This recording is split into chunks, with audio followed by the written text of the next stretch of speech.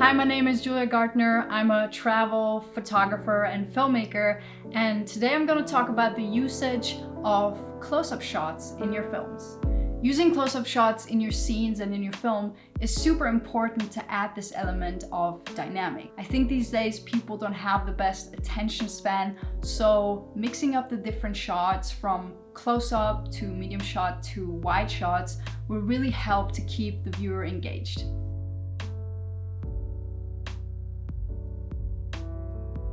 Whenever we have a wide shot, the eye of the viewer kind of wanders around the frame trying to look for the different elements. But when we have a close-up shot, the viewer is really focused on this one element that we are showing. And often it's really good whenever we want to show a detail or an important subject of the story that we want to tell. Another great reason to use close-up shots is to add the element of intimacy. Let's take, for example, the main character is going through something and they are feeling very vulnerable, and this story that they're telling you is very meaningful to them. So when we add close-up shots in this example, it's really gonna connect the bridge between the viewer and the story of the main character, because it feels like we're much more on an intimate level with this main character.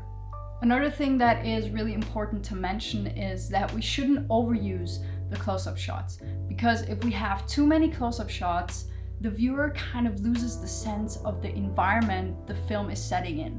So we have to give a little bit of context of this environment that the film is setting in with some wider shots, and then mixing in these closer shots to convey these important details that we were just talking about.